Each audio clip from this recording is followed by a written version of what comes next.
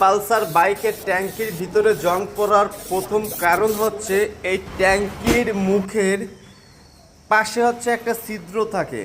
এই ছিদ্রটা ময়লায় যখন জাম হয়ে যায় তখন হচ্ছে উবার হয়ে ট্যাঙ্কির ভিতরে পানি যায়, আর এই পানি যাওয়ার কারণে হচ্ছে ট্যাঙ্কির ভিতরে জং পড়ে।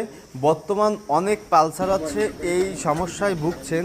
তো আমি সবাইকে উদ্দেশ্য করে বলবো, আপনাদের যাদের পালসার বাইক আছে তারা পালসার বাইকের তেলের মুখের পাশে একটা ছিদ্র আছে, সেই ছিদ্রটা যখন লক হয়ে যায় তখন হচ্ছে ট্যাঙ্কির ভিতরে পানি গিয়ে অনেকটা জং পড়ে। দেখতেই পারতেছেন, আমার ভিডিও দেখে চলে আসলো এক বড় ভাই, তার পালসার নতুন একটা বাইকের ট্যাঙ্কির ভিতরে জং পড়ে যাওয়ার কারণে এক্ষেত্রে গাড়ি চলার সময় অনেকটা গরমিল হয়। তো ভিডিওটা ভালো লাগলে শেয়ার করে অন্যকে দেখানোর সুযোগ করে দিবেন। পরবর্তী ভিডিও পেতে পেজটিতে ফলো দিয়ে পাশে থাকবেন।